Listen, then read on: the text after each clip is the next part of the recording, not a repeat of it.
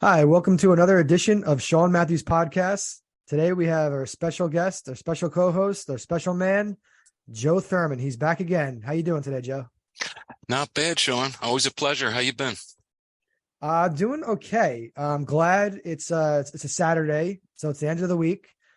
Tomorrow is football. Tomorrow is reserved for NFL football. That's what Sundays are for. From the months of September to pretty much February. It's all about football on Sundays. Uh, is that how you feel about Sundays during football season, Joe? It's all about A- football. Absolutely. I mean, all sports are cool. Don't get me wrong, but there's just something about the National Football League. I mean, it really is special. And tomorrow's a big day. I always said the season starts around Thanksgiving. This is when the season, obviously it starts in September, but this is when it really starts to really matter when you come down around that final turn. And it's a big day tomorrow. No two ways about it. Your boys have a big day with the Vikings. And it's a big day for my birds because we got to get back on track and we're playing a very tricky Indy team. So we have to get down there and just take care of business. And tomorrow's the day I'm going to find out about my birds, whether or not they're for real or not. They got to be able to stop that run when they need to. So they're not going to go Yeah. 17-0. They skipped up the other night, which you knew as an Eagles fan, you're going to get a loss or two somewhere. You're going to get a game where you're scratching your head and you're saying, how the hell did we lose to these jokers? I'll tell you how you did. You fumbled 2-3 times. You turned it over here, there. You missed this opportunity, that opportunity. It was a ridiculous call.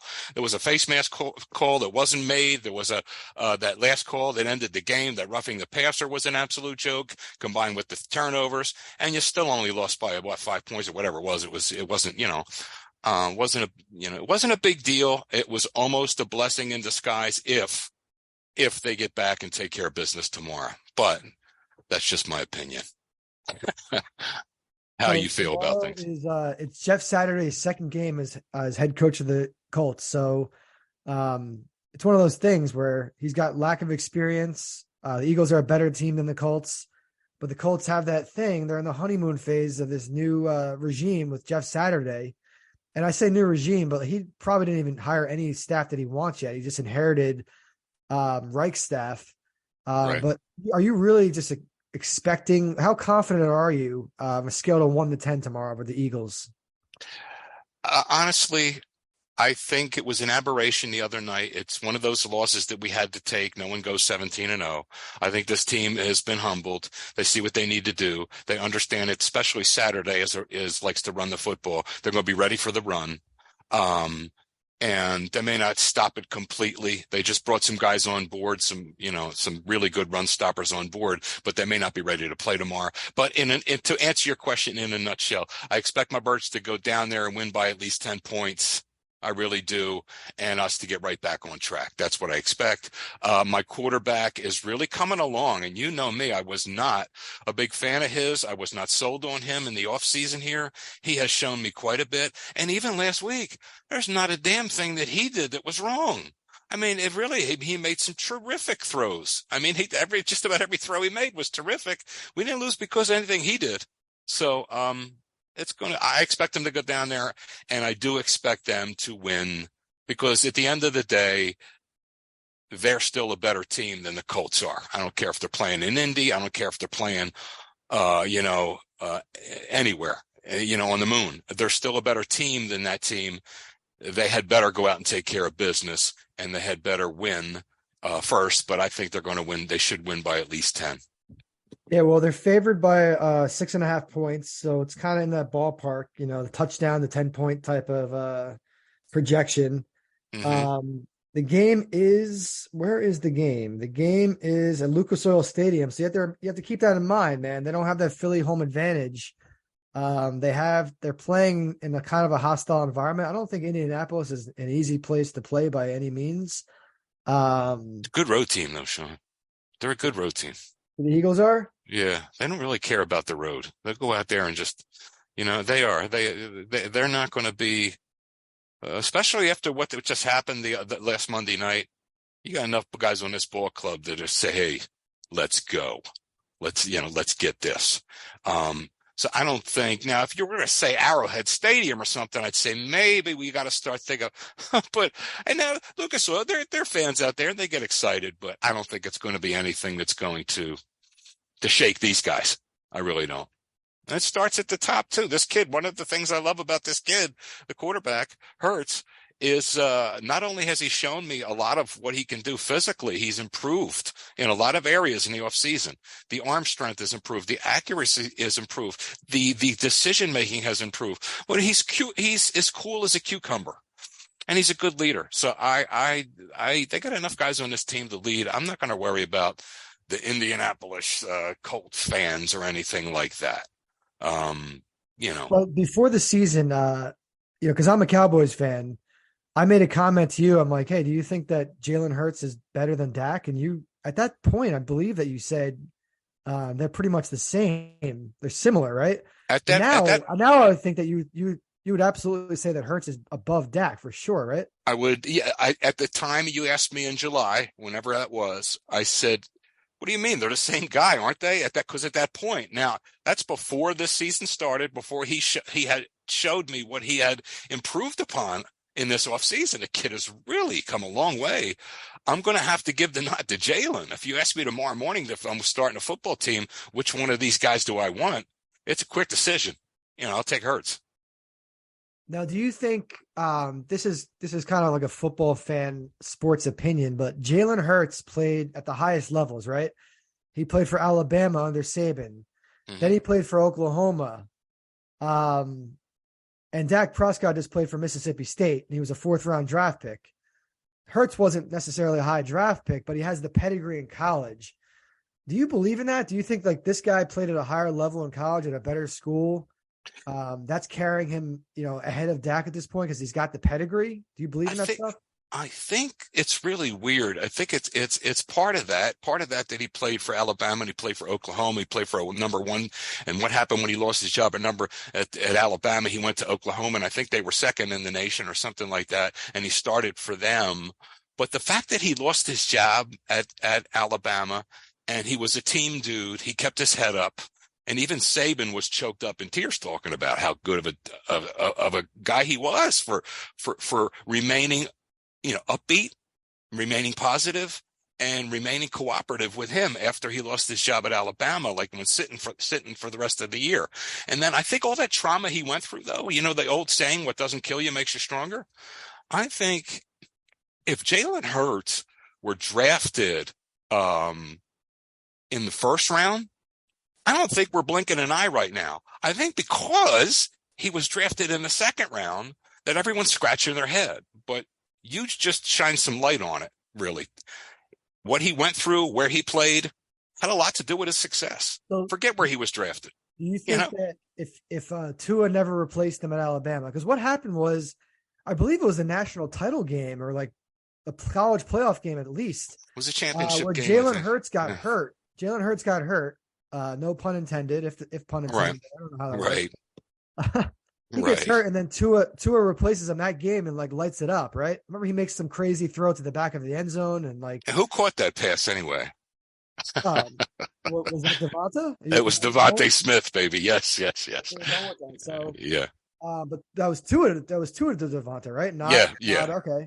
Right. But it was one of those things where like that could have really killed Hurts' whole career, right? Because like if Saban already has a high caliber NFL quarterback, and then this other younger guy, I believe Tua was a freshman at the time, replaces him, and then Saban basically makes up his mind, says, this guy's our new quarterback, and Hurts goes elsewhere. But do you think that never happens? Do you think that it's better for Hurts? Is like you're saying, what doesn't kill you make you stronger?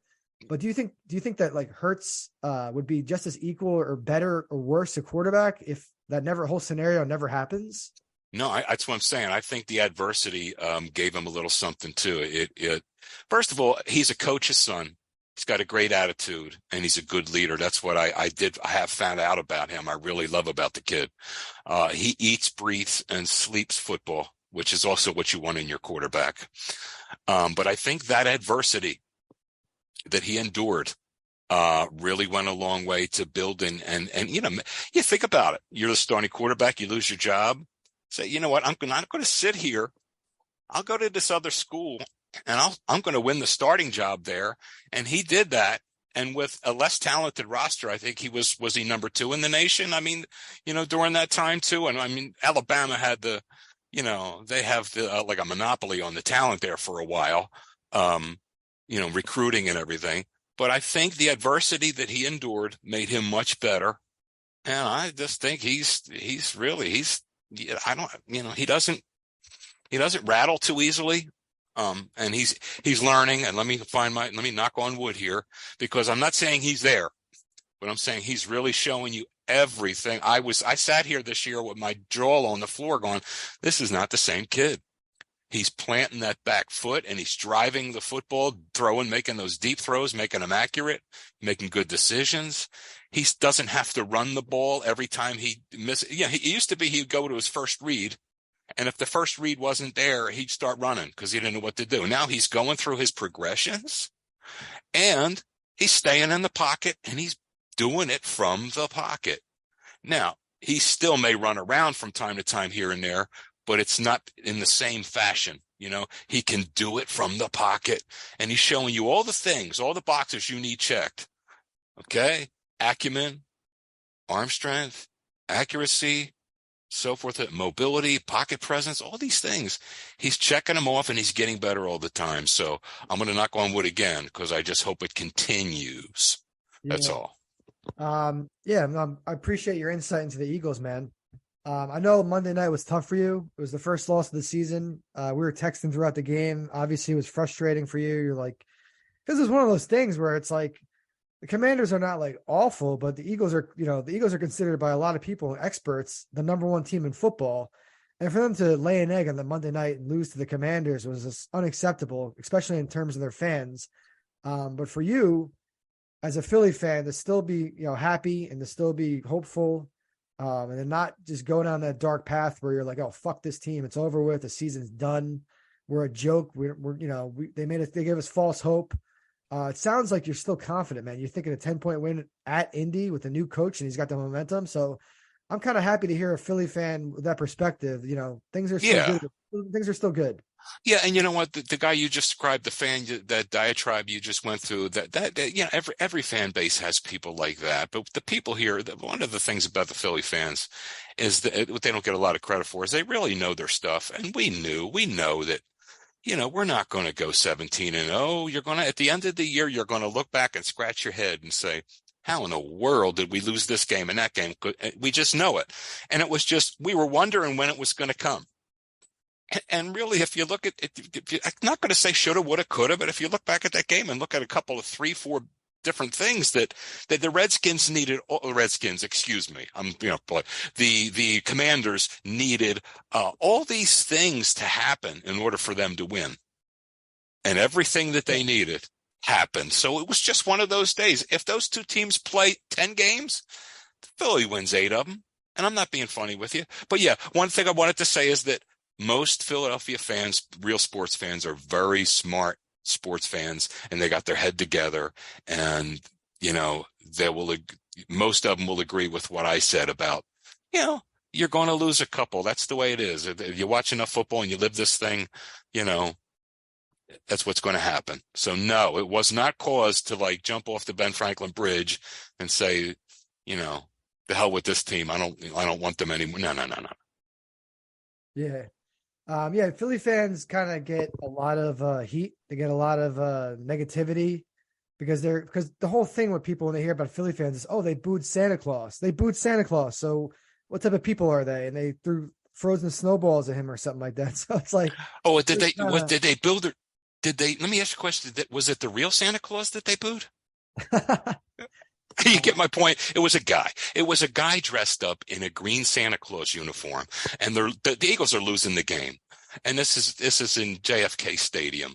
And it was just way back in the day. It was either JFK Stadium or Franklin Field. I can't remember. I don't even think I was born. But the story I get is the guy showed up in a green Santa Claus uniform. He wasn't, obviously, even for the kids knew he wasn't the real Santa. And the guy was drunk. Now, if you're going to show up and be that whatever it is, you're going to show up drunk. and the Eagles were losing the game. So, they threw snowballs at some guy named Larry. They did, so it wasn't like it was like, Santa Claus was rolling out and he had some kids all around him and it was all beautiful. And no, come on. So that's something that's always, look, I've seen things in New York. I've seen things in Chicago. I've seen things in Buffalo. One guy out in Oakland, it was a Raiders 49ers game. Yeah, that got And violent. Right? yeah, one guy died. He was in the hospital and he was beaten to death and he died. So, I mean, look, you're going to get Neanderthal fans everywhere. All right. So that Santa Claus thing, we just laugh it off by now. It used to really irritate the hell out of us for the longest time, but we've just gotten to the point where, okay, yeah, we booed Santa Claus. Oh, okay, you booed Santa. Was it the real one? Was it the real Santa that got booed? I've never been to an Eagles Cowboys game in Philadelphia, but I would imagine if I wore a fucking Cowboys jersey and I'm sitting in the middle of those fans and I'm cheering, there's going to be some hostility, man. Especially if the Cowboys are winning. There's going to be. But I'll just say this though: I went to a Jets Cowboys game, a Sunday Night Football. I believe it was the opener of the season. I think it was around 2012, 2011. But I was walking to the bathroom, trying to get out of my row, and some Jets fan, I believe it was probably a Jets fan, grabbed my ass. So that happened at a Jets game. So wow. When I think of like fans, and I just have what from my experiences, and listen, I love the Jets fans and their franchise. It's such a suffering type franchise, and they're compared to the Mets because they suffer and there hasn't been a ton of success. And I'm not doing good this year though. I'm not judging all their fans by any means whatsoever, but I did have an experience where a gentleman grabbed my butt while I was just trying to go to the bathroom to get out of the row. That's a weird thing, and we don't even need to go down that road anymore. And I wouldn't even say that's indicative of all Jets fans. I would say that was a very strange little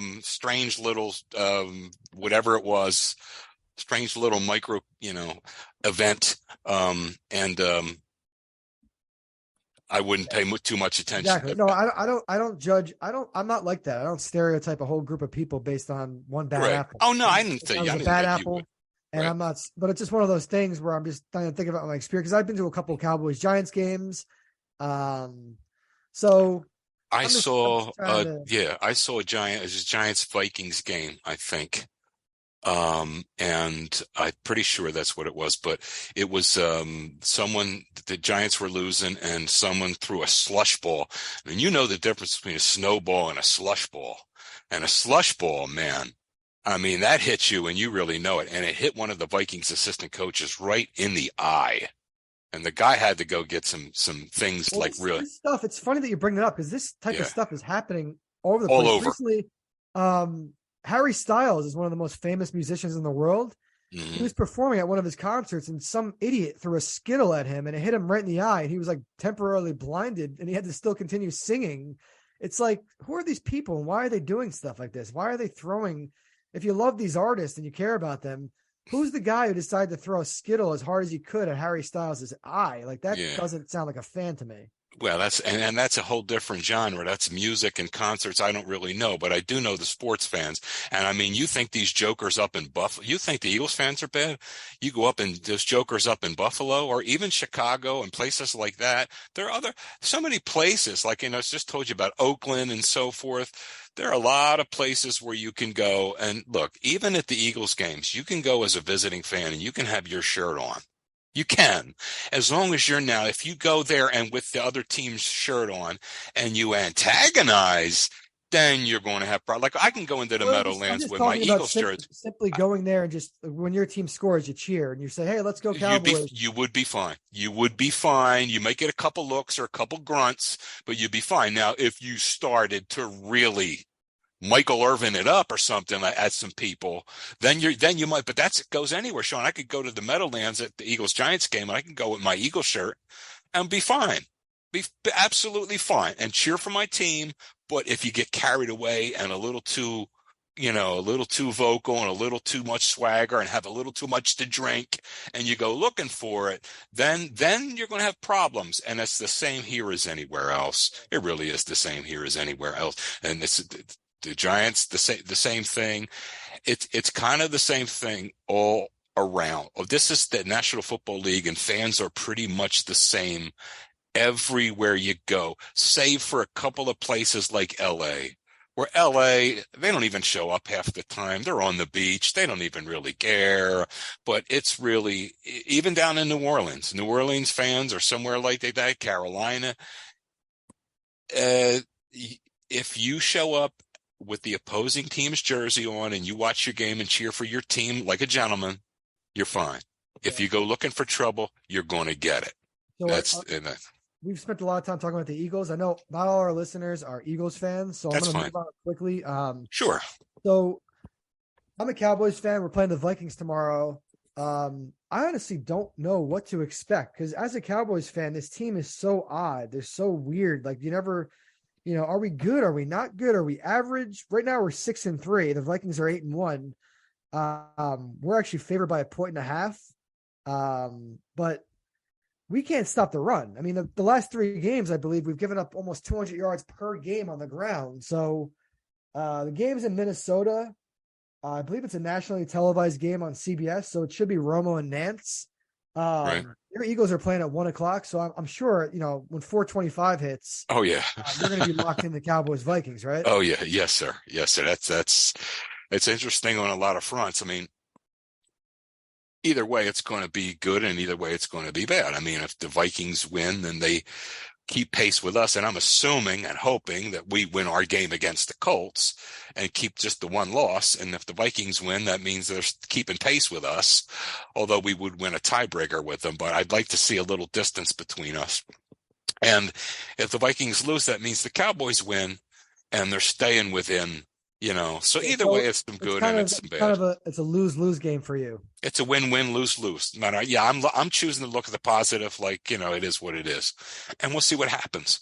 There's other things that can happen too. There anytime you tee it up, there's injuries that can happen, all kinds of things that can happen. There could be a close game, or if one team really demolishes the other, that's going to send some signals too. So, yeah, just as a Cowboys fan, Mike, I think that Tony Pollard is the future running back. He should be the running back of the present and the future. I think Ezekiel Elliott is past his prime. He's always injured. I like to see that Pollard completely take over. But, Ezekiel Elliott's got something going on with his MCL, but he's questionable. But I just like the way that I like Pollard's home run ability. I like the way he can make people miss. Whereas Zeke, he kind of just runs in a straight line and kind of, I don't know. He doesn't seem to have a ton of making guys miss and stuff. But so I'm kind of hoping Pollard takes the reins and goes with it. Yeah, I mean, I think Dalvin Cook's going to run all over us. I think Justin Jefferson is probably going to have a great game. I don't know why we're favored. We're 6-3. They're 8-1. I know the Vikings have won a lot of close games. Yes. Yes, they have very close games. And if you look at that thing last week, that thing was over. It was 4th and 12. And what's his name? The quarterback for the Cousins throws the ball down the right side to Jefferson. And that guy goes up, the Bills defender goes up, and he's clean. He's playing him tough. He's behind him. All he has to do is knock it down. Just take your hand and knock it down. But he went for the interception. He had 2 hands up around the ball, and somehow he lost that little tussle for the ball. But if he just goes up and violently smacks that ball away, that game is over. And he knew it. After the game, he admitted it. He's like, he was sick. He was don't you think he was sick. Weird things with the Vikings kind of happened. Like, remember that play a couple years ago? Yes, I do. Where I think it was Stephon Diggs. He caught that crazy pass and thought the game was over. Yep. That was versus the Saints, right? I think they knocked the Saints out or something like that. Yeah, I think it was Case Keenum or somebody like that threw the pass. It was like a miracle play. Yes. The Vikings seem to have just things that come into mind, like the last week, the miracles this season, and that play with Stephon Diggs when he was a Viking. It's just one of those things. They're a weird franchise in the sense that they do have these these miracle type moments, but I don't even know. Do the Vikings? I don't think they have a Super Bowl ever. No, and you know what? Because way back, I'll let you know a little secret. Way back in the early to mid '70s, I was a little kid, 10 years oldish, right? And the Eagles were horrible. Every year they were perennial. They were terrible. It was the dark ages for Eagles fans. But this is my childhood and I'm coming up. So my brother and I, we adopted a different team, and it was the Minnesota Vikings because they were in the NFC, had cool uniforms, and it looked so cool when they were calling signals at the line and the breath was freezing, and it was just really neat. And we liked them, so that was our team. They went to 4 Super Bowls, and they lost 4 Super Bowls. The Vikings did during the 1970s. Now, it wasn't all in a row like the Buffalo Bills, the 4 falls of Buffalo. That has got to be unconscionable. Those poor people, what they went through to get there 4 years in a row and not win one. I'm telling you that I thought as a former Vikings fan, getting to 4 and never winning one was bad, but 4 in a row from Buffalo. I mean, I digress here, but yeah, they've been to 4 Super Bowls. They've never won. Yeah. Yep. I mean, I thought that team with Dante Culpepper, Carter and Culpepper, Randall Cunningham's team, how did that's the team that lost the NFC Championship game to Atlanta. In Minnesota, they lost to Atlanta, and their Vikings kicker had not, Anderson, I think it was, he did not miss a field goal all year long. And all he had to do was stick like a 34-yarder. And that sends them to the Super Bowl. Guess what? It really is. He missed it. That was just terrible. Everybody expects kickers to just make every kick and be robots. They're like, oh, it's a kicker. That's what he does for a living. All he has to do is come on the field a couple times a game and just kick the kickoff and then kick the field goal. It's like, but no. It's like psychologically, it's quite difficult. You're going out in front of a stadium full of people. There's pressure. There's time and place. There's situation.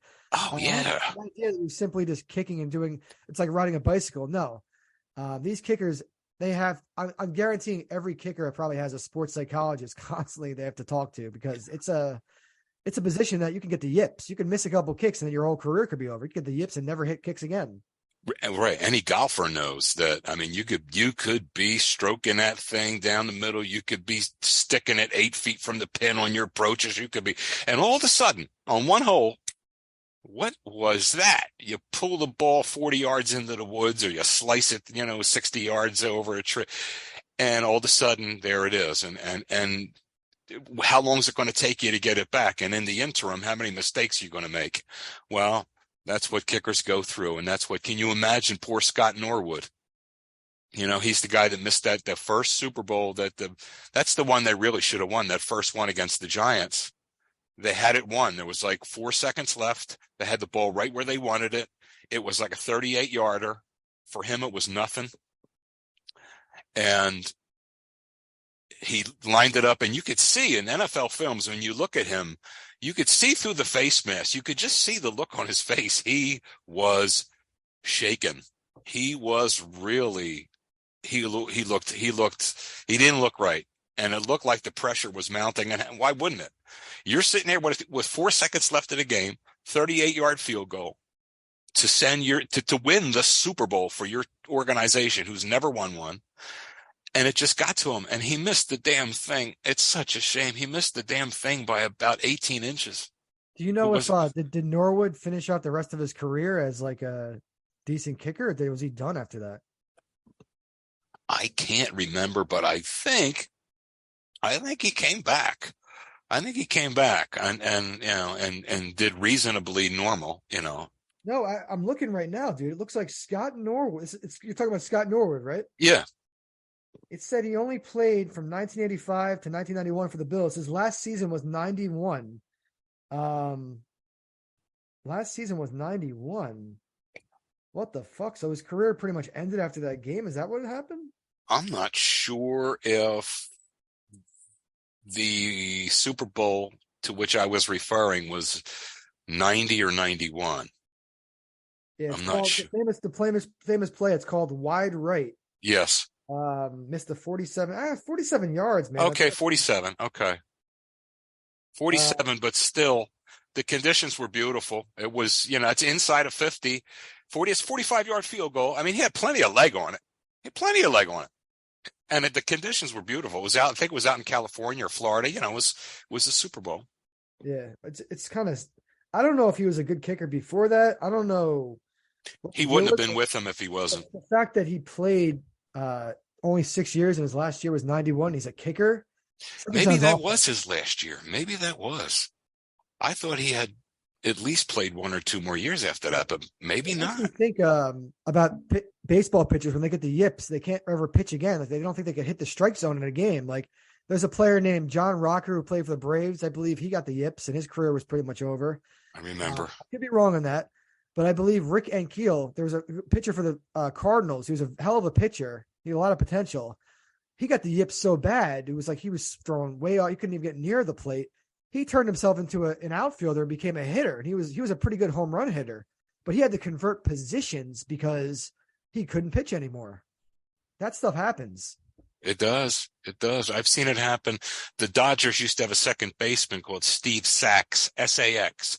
He was a good second baseman, but there was a while there where he just couldn't throw the ball from second base to first base. He was just throwing it all over. It was just inexplicable, but it happened. And I mean, you could look it up. I mean, it's happened. That's what sports is. Our brains can sometimes, our thoughts and our brains can get in the way. That's like, you're best when you're just automatic, when you're not even thinking. Wow, that's hard to do. Like you said, it's hard to do when you're lining up for a game-winning field goal. It's not just kicking a ball to the uprights. It's all that pressure, I was just watching something the other night. I was watching A Football Life, and it was Edgerrin James.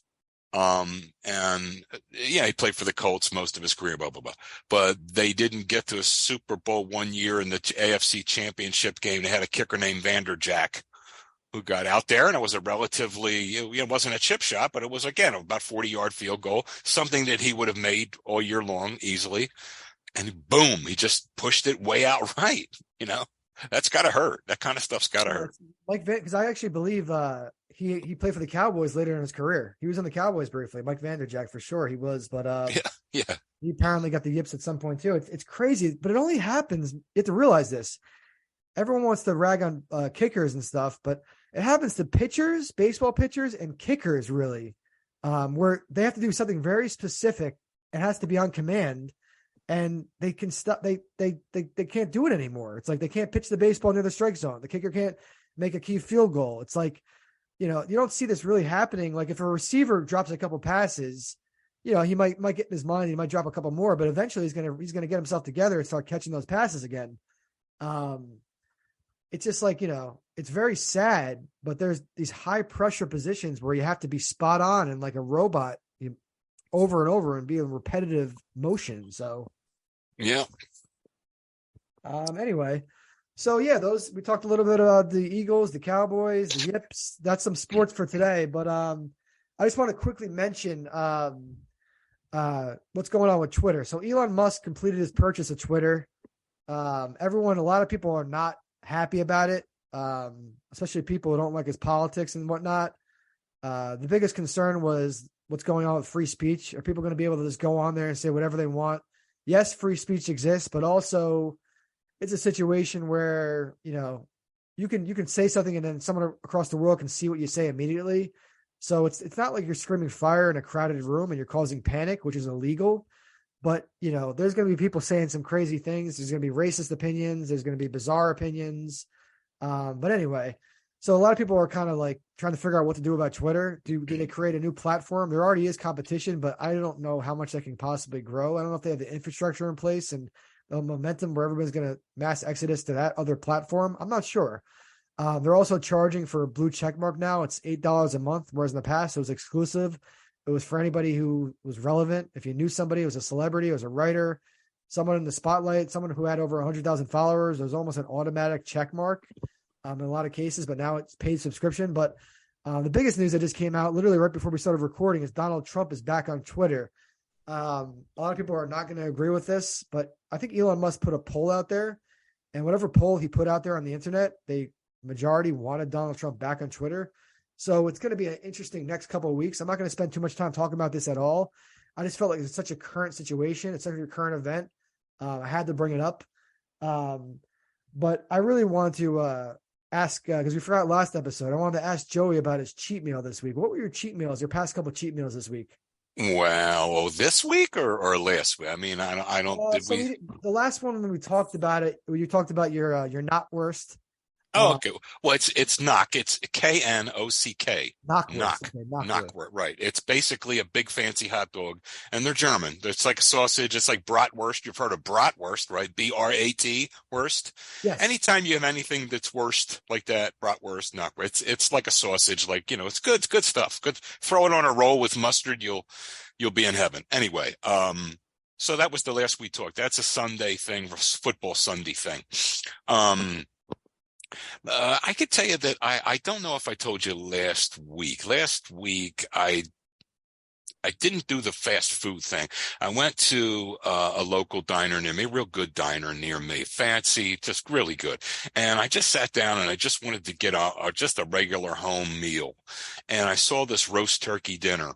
So I had the roast turkey. It comes out to you. It's the most tender white meat that you could ever imagine spread out. And underneath it is a nice big thick bed of stuffing. So it comes out on a big bed of stuffing with some gravy on top, and then I got mashed potatoes with it, and I got some corn with it, and cranberry sauce, and the whole thing. It was like a little mini Thanksgiving, I guess, but it was just a down home. Because I like turkey with gravy and mashed potatoes, not just on Thanksgiving. I like it, I like it every once in a while. It's just I call it a down home type of meal. It's just a good meal. So I had that last Saturday, and I didn't have a cheat meal until tonight, Saturday. I just went to Five Guys because I missed that bacon cheeseburger, and those French fries are just unbelievable. And on my way to Five Guys, that's my only thing with Five Guys is they don't offer you any dessert. A lot of the Five Guys they give you milkshakes even. They used to have milkshakes. Yes, a lot of them don't They have do it. milkshakes anymore. Well, the one I go to does. They still do a lot of them. Okay. And that's a good thing. But so I just stop at Wawa and I get some of those big fresh baked chocolate chip cookies. I put them in my pocket of my hoodie, and I go on my way to Five Guys. And after my French fries and my hamburger, I attack my cookies and have my dessert right there, and it doesn't seem to bother anyone. And if it does bother anyone, I could tell them, well, if you get these cookies, I'll buy them from you. But until you do, I'm going to bring them with me and eat them. That's all. Yeah. Yeah, man, I just love when you talk about your cheat meals, because that's really, you enjoy them. There's little things in life that you look forward to. And, it sounds stupid to eat, oh, we just ate a Five Guys cheeseburger, whatever. But to you in your life, it gives you some satisfaction and some pleasure, and it balances everything else out, So it's not really trivial to have these little pleasures in life. So I guess, if you want to ask me about my cheat meal, Joey, I'll just pretend you asked me. But Sean, what did you have for your cheat meal? all right, so I don't necessarily have a cheat meal per se. What happened was I weighed like 210 pounds to start the year in January, and I decided it was time to lose weight. It was time to get serious about losing weight because I was always in good shape my whole life. But for like 4 or 5 years there, I just got overweight. I let myself go. I had a big belly. Everyone thought I was an alcoholic because I had a big beer belly. They're like, oh, this guy's probably drinking every night, which wasn't the case. It just got out of hand. I went from working out 7 days a week, going to the gym religiously 7 days a week, where I was doing weights and cardio. So I do about 30 minutes of weights. Then I do over an hour of cardio. So I was there probably at least 90 minutes a day, and I was running at least 7 miles a day. And I was just, I was in hell of shape. But, in 2016, from 2016 to 2021, I really just started putting on weight. I didn't know how to get it off. I'm like, okay, my metabolism changed. Once I turned 30, I'm like, my metabolism changed. Doesn't matter how much I work out, what I eat. I can't get rid of this belly. I'm going to be fat the rest of my life. I got to deal with it. I got to deal with people calling me fat. I got to deal with people talking behind my back. I got to deal with employers thinking I'm lazy because I'm fat and going in their fat. Not that fat people are lazy, but the assumptions are. Right. So anyway, long story short is January, I started going to the gym 7 days a week. I downloaded an app called My Net Diary. I started counting all my calories. I bought a food scale. I started taking it very seriously, and I wasn't having really any junk food, any cheat meals. I was cutting out pretty much all sugar. Um, I'm down to about 150 pounds. I like to say I'm in good shape, muscular. I like where I am, but I still don't have that six pack. I want that six pack. So my latest battle is not really losing weight. It's getting abs. It's focusing on my core. Because I still have that little, that little annoying belly. Not a huge one, but I want those abs again. I want to be like I was when I was younger, when I was in high school, when I was in college. So lately, I've kind of just been, eating too much junk late at night. I'll have a box of Nerds. It's a whole box of candy, so it's all sugar. It's not really a lot of nutrition. I'll make myself a frozen pizza too late. Eating too much food too late at night. But just in terms of the meals that I've kind of enjoyed recently, my go-to meals, I've been going to Panera Bread because I have something called the Unlimited Sip Club. For about $11 a month, I can get as many drinks as I want at Panera. They have the fountain drinks, they have the energy drinks, they have the green tea, they have the iced coffee, they have the tea, they have everything else. So it's a great deal. You can go there. It sounds like it. You can go there every 2 hours and get whatever drink you want. So it's kind of cool just being able to walk in, just get my drink and walk out, order right in the app. So I never have to deal with any cashier, any of that nonsense, waiting online. I get my drink, I get out. But I started getting their food a little bit. I started getting something called the Baja Bowl. Where is this again, Sean? Panera Bread. Panera Bread, and you're a member of what? The drink club, is it? What is it? It's called Unlimited Sip Club. Unlimited Sip Club at Panera. Okay, go ahead. Yep. So I've been enjoying that, I think since about May, but I recently started getting food there. So the Baja Bowl is basically, you can get it without chicken, but I get it with chicken. So it's grilled chicken. It's rice and quinoa. It's got Greek yogurt. It's got black beans. It's got avocado. It's got thick chopped tomatoes. Whatever they're doing with those flavors is frigging delicious because I've getting the Baja Bowl at least once a week now. It's about $12, $13. It's not cheap, but on Saturdays, if you're part of the Unlimited Sip Club, they give you $2 off. So basically every Saturday, if I get it, I'm paying about $10.80 for the Baja Bowl, but it's a nice, fulfilling, satisfying meal. I know it's not a restaurant quality, but Panera is a little bit elevated above your standard fast food. So I've been enjoying that.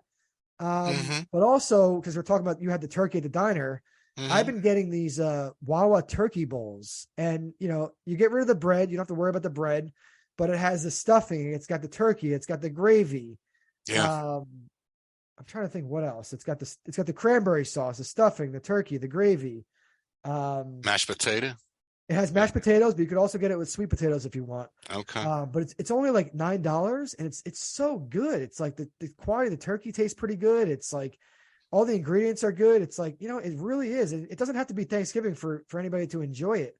I believe Wawa has these year round, or at least they should, but I believe they have them year round because it got so popular when they just had them for temporarily. So, during Thanksgiving around those times, right?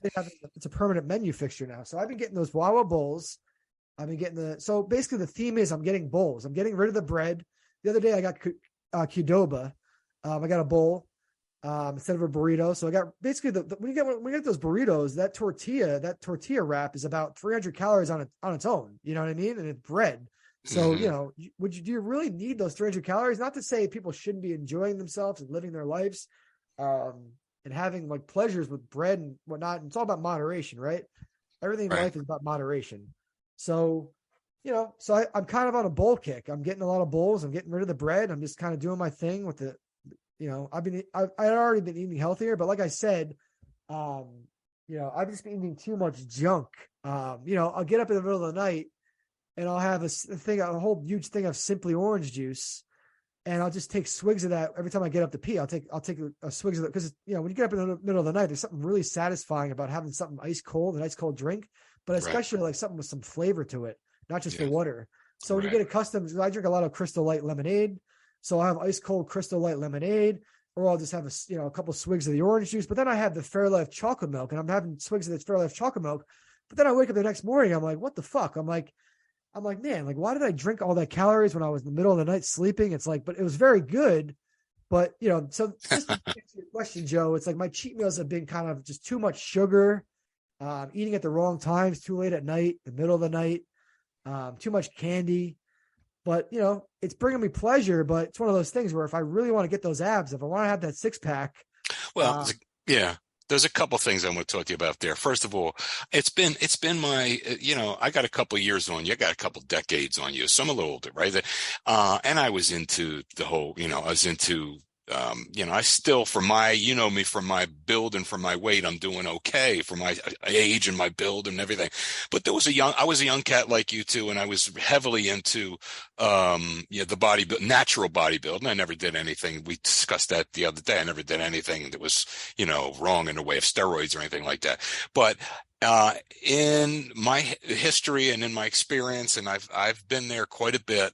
My experience with people that have abs, you got the one guy out of 100 who's just naturally that way. Okay.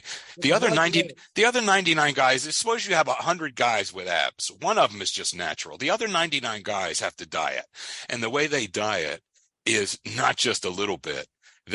You have to live. I mean, it almost has to consume your life, that your dedication to what you eat. And you know what? The big thing is those 99 guys, they don't always walk that. People think, well, he's got abs. He always has them. No, you could see him with abs.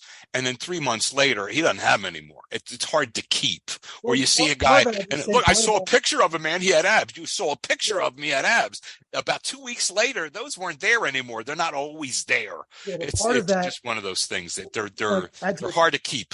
I just want to add to your point. I know what you're saying. Genetics is big, but a lot of bodybuilders and people who work out religiously, they do bulking and cutting phases. So you might see someone with abs in their cutting phase. Yeah, man, that guy's got great abs. The girl has great abs, but they're in their cutting phase. But then when they want to bulk up and put some more mass on to lift a little bit heavier, they got to do some temporarily bulking. Mm-hmm. And then you're not going to see those abs again. But also, you could be seeing these guys who had those abs and that was they had them and then they got lazy with their eating. They worked out a little bit. They're less. human. Well, they're human. It's all about what I've discovered through this whole weight loss journey. It's all about calories in and calories out. It's simple math. It is. Burn more calories than you do, than you consume throughout the day. You're going to lose weight. So what I was doing when I was losing the weight was I was burning 1,000 more calories than I was consuming. So you figure out your basic metabolic rate, it's your BMR. So right. For the average person, it's between 1,600 and 2,000 calories per day. So you could do nothing throughout the whole day, and your body's naturally burning about 2,000 calories per day, right? So, if you don't eat anything, you're going to keep losing weight. But if you have 1,000 calorie deficit, this is where they say this is the edge of safety, no more than 1,000 calories per day. If you do that every day for 7 days a week, you should lose an average about 2 pounds per week. So it's all about numbers. But yeah, abs are a different beast. They're tough because, you have to be so disciplined. You have to really just not have a lot of sugar. You can't eat. A lot of these guys, I remember when I was younger seeing an interview on one of these Tonight shows. I believe it was probably Conan O'Brien or Jay Leno. Because those are like the first like late night show hosts that I really watched, before Kimmel came along and before all that. I never watched a ton of Letterman, but it was mostly like Leno and Conan. It was the NBC guys. But Tyrese, there was a famous musical artist and actor named Tyrese. He's from the Fast and Furious. Oh, that was that guy that played in the movie Baby Boy? Yeah, he was in Baby Boy. Yeah, okay, I know who you're talking about. Baby Boy, yep. Good actor. Yeah. So, he's a really that was good when guy. that Taraji girl, she was a little doll. She was just is that Taraji B. Henson? Oh, she I didn't know that was her. She was about 22 years old. I'm just saying she was very cute, adorable, beautiful looking young lady. Yep. I didn't realize she was in Baby Boy because I didn't really know who she was as an actress until I was watching this show on CBS with Jim Caviezel, the guy who was in Passion of the Christ. Mm-hmm. A show about like how there's like this technology that can track everything. They can track the cameras, they can track the phones. It's called Person of Interest. But she was in that show. And then she was in another show on Fox, but I thought she was just an up-and-coming actress. I didn't realize. You go back and check out Baby Boy. And that was her and Baby Boy? That was her. And I remember, and she was always hawking him like, Jody. But that was her. And she was just, this is before, I just saw the movie. And I'm like, yeah, you're right. Boy, that girl's adorable. She's beautiful. She really is. Her name was Yvette. Yeah. a vet, and I And didn't it was realize. more appropriate for me to say it at the time because this is 20 years ago. All right. So not everybody holler and say, this old guy's talking about the young, look, uh, my uncle Matt was 80 years old, and he said, when I stop looking, call the Undertaker. So I noticed that the Taraji, as a 21, 22-year-old girl was adorable. That's all. Thank you for taking us on a detour for Taraj Henson. How do you pronounce her name? I'm not sure. I'm sorry to the actress. I don't know how to pronounce the name right now. But the reason I'm talking about Tyrese is because I saw him on like Conan or Jay Leno or one of those shows, and he was talking about how he had, because I think Jay or Conan asked him, how do you maintain this body? How do you maintain these abs? And he was like, I basically don't eat after 10 o'clock at night or 8 o'clock at night. He stops eating at a certain point and he doesn't eat again. So that was always in my mind. I'm like, oh man, if I don't eat after 10 o'clock, but it was so tough because if you stay up late, you're going to get hungry, right? You want to have some popcorn, you want to have something, or at least a drink or something. But Yeah. but that always stuck with me. You know what I mean? Because we're talking about how to get those abs. And Tyrese said, I don't eat after a certain point. I don't know if he continues to do that, but and even that stuck with Tyree, me. even him, like I said, the one guy out of 100 has them, and he always has them. The other 99, if you have 100 guys and they all have abs, there's one of them, he'll have them natural. This is just it. The other 99 guys, they'll have them, but they don't have them all the time. And in order to even have the ones that you're seeing, those abs there, they had to starve and diet like crazy and do everything. It almost becomes their life. And if it's that important to you, fine. And even then, you don't keep them. It's just so hard to keep. And really, at the end of the day, you know what, guys, for guys out there listening, and the abs may be a little bit out of the, just as long as you don't have a big old Dunlop belly hanging over and I'm not just saying that for the cosmetics, for the looks of it, because that belly hanging over is usually indicative of other things, of blood sugar problems, of heart problems, of cholesterol problems. So as a rule of thumb, don't get a big belly, guys. That's all. Try to keep it reasonably flat. That's what happened to me. My belly just started getting bigger and bigger, and it was one of those. And I saw it, Bo. You dissolved that thing in a hurry. The only other thing I wanted to mention to you about, you were saying, well, you really enjoy that. Most people would say, geez, you just had a hamburger, but you really enjoyed it. And that's true because, when I was in my 20s, right, and even in my 30s, oh, so you had a hamburger and fries. So what? It's no big deal. But when you get past a certain age, you get past 40, 45, and you have to start worrying about your cholesterol and your weight and your things like that, well, you understand, dude, I'm not 25 anymore. I can't just go out 5 times a week and have a burger and fries and eat whatever the hell I want. I really got to watch it. So it's after that point that you go out and you say, hey, you know what? I'm going to treat myself. I've been good for 4 nights in a row here eating reasonably healthy food. You don't have to eat cardboard or berries and twigs. You can eat reasonably decent food, but you can't have that ultra good thing, but maybe once or twice a week, your pizza or your bucket of chicken, right? Or your big hamburger with the bacon or something like that. Once or twice a week when you get older,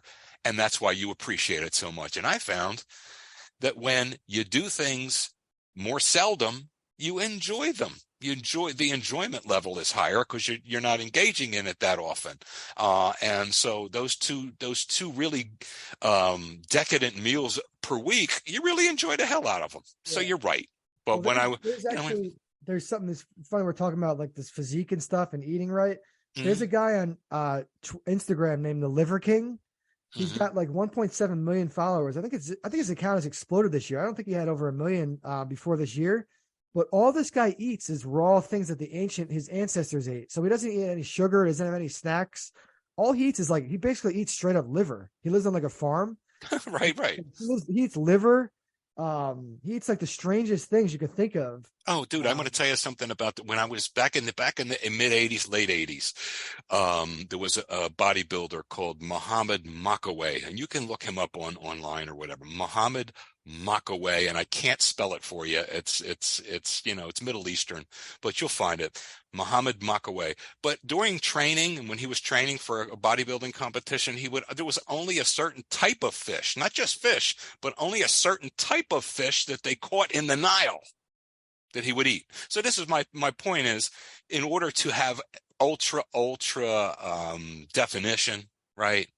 You have to do extreme things. And the guys that you see, so I saw a picture of him, man, and he had abs. If you think he looks that way 12 months a year, you're insane. You come back and see him 3 months later, and he looks pretty Yeah. much like most cats. There's a reason the gym starts to get super crowded around beach time because everyone's trying to get their beach bods. So that's not really a myth. Exactly. It's true because I go to the gym. I go to the gym 7 days a week, so I see when there's more people there and what they're focusing on and things like that. Yep. So I just want to bring us full circle here from the beginning of the show because we're wrapping up soon here, Joe.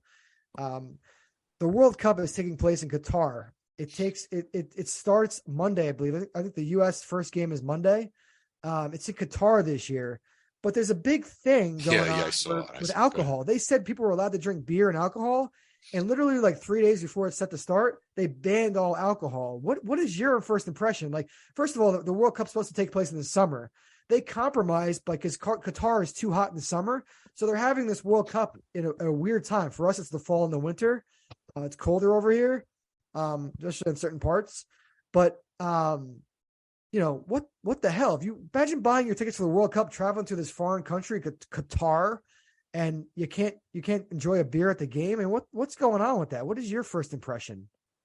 There's a lot of questions I have about it. I mean, can you drink beforehand? Like if that were a football game here? But they're banning like beer tents. So these people are going to be drinking. They're going to have to do literally bootleg stuff. They're going to figure out a way to get alcohol from, I don't know if they have alcohol stores there. They got to figure out a way to get their hands on some alcohol, and they have to be really was that the word? Surreptitious? Surreptitious, yeah. Surreptitious, and very sneaky about how they're, consuming this alcohol and like the games, they're long games and they're probably there for multiple games at a time for the sessions. But don't you think that's insane? They're not like the World Cup's making this country a lot of money, but having the World Cup there and then they're changing the rules of the game right before it starts and saying, no alcohol. Like, doesn't that sound messed? I know they have religious reasons and stuff there, but come on, dude, let the people drink. I got mixed emotions about it, Sean. I really do. It's part of me feels like it's their house, it's their country, it's their house. They'll make their rules and that's it.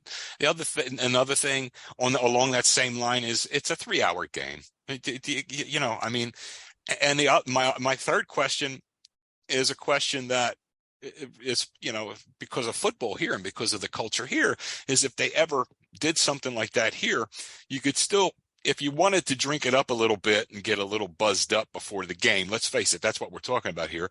You could do, you could do it in the parking lot, a tailgate, something like that, or beforehand. So, I mean, can people still do that? Can they have little, My knowledge, what I've just quickly seen in these articles is they banned beer tents and they're pretty much making it like very impossible to wet your whistle before the game. Okay, we'll go to the game and then go out afterward. That's all. I dig what you're saying. But okay. At the end, so it sounds like you don't really have like a strong opinion on it. Well, my opinion is that either way, and you know what too, because you're just looking at it. I mean, I like to, I'll go out and go out to the bar or go out here or there once in a while or whatever. But when I go to a sporting event, I really don't. That's not why I'm going. And I want to know what's going on and everything like that. So I'm just one of these cats that doesn't really drink at sporting events because I really love the game. I don't need to drink. I don't need to gamble on the game. I'm there because I love the damn game and I want to see everything that's going on. So it doesn't bother me. That's probably what it is. My whole thing with drinking at games is that I pee too much. I mean, if I'm not driving and I have a designated driver, an Uber or Lyft, and there's literally no chance of me getting in a car when I had some alcohol, I'm willing to pregame. I'm willing to I want to be buzzed and have a good time. I don't need to by any means necessary. But my whole thing is just peeing. I don't want to have to go to the bathroom in important parts of the game where I literally have to run out and pee. Like that, and I don't know how these jokers who are like consuming like 10 beers before and during the game and whatnot, how they're not peeing as often. Are they peeing their pants? Like, how are they not running to the bathroom constantly, man? God bless their bladders. Well, you bring something up too that I think, I've thought this for many years. I thought that because you go to these games and you see them and people and tailgating and this and that. And, they're out there. It's 8:00 in the morning. They're drinking beer and this and that. What I think is a lot of guys use the game as an excuse for their wives or their families or whatever. They'll use the game as an excuse to go out and get drunk and drink. Well, I'm going to the ball game. And they're more interested in getting tuned up and getting tanked and starting drinking at 8 o'clock in the morning when the game's at 1 o'clock and so it's all part of it. No, it's not part of it, asshole. You just want to go out and drink. Okay. Let's look away. I mean, and so, but geez, honey, how can you not let me go to their ball game with the guy? And but so they use the game and the event as an excuse to drink. That's what I'm not saying everybody. I'm saying I bet you a large faction of them are doing that. They're really, it's like, dude, are you here? Dude, are you here to watch the game? Or are you here to, what's more important to you? When it's hard to discern what's more important to this guy, the actual game or another beer, so that's, and I'm not knocking anybody. Everybody can do what they want. But as far as this Qatar thing, if I had a chance to go see a World Cup game and you told me, "No, the only catch, you can't drink in there." Okay. What's the problem? Next. What's the problem? Yeah, so, but I see, a lot of people show you're right. A lot of people are up in arms. I got you. To me, it's like it's a the World Cup's a huge event. It's only once every 4 years. It's in a foreign country. People plan their trips. Let them have a beer. I don't know the whole Qatar religion. I don't know what's going on with their culture. Really. I just know that it has something to do with culture and religion and politics and whatnot. I don't know. I just think it's one of those things where, it's certainly worth talking about. Certainly worth mentioning. It's one of those things that can it's gonna get people angry when they see it and hear about it, especially the people who are there. So I just thought it was relevant to bring up. But yeah, I thought today's show was sports heavy, but we'll do that once in a while. Our listeners, we haven't done a ton of sports the past couple episodes. We got pretty deep with the religion and whatnot. Religion, life, different things. Yeah, sports is going to be a theme on our show, no doubt about it. Not every episode is going to be heavy on sports. So if you tuned out early on, I apologize that it was sports heavy and it was specifically about the Cowboys and Eagles mostly. If you don't care about those teams, but we're going to be opening up, talking about a lot of different topics, a lot of different types of sports teams, not just our teams, because we're sports guys by heart, by nature. So that's what we know just naturally. Everything else we're learning, we're good at, but sports is like a second language to us. Well, sports is prime. It's not going to say primarily. Sports is always a go-to for us, but we're more than just a couple of sports jugheads, if you will. You and I are both, and I'm not tooting our horn, but we've both been around. We both acquired some education along the way. We've both been around this world a little bit. There's certain topics we're going to avoid just because they're too divisive, and we don't need any more divisiveness in this world. But we're pretty diverse cats, so we're going to expand it out. Like we do, but that's why we urge people. I wonder what those guys are talking about today. I don't know. It could be anything.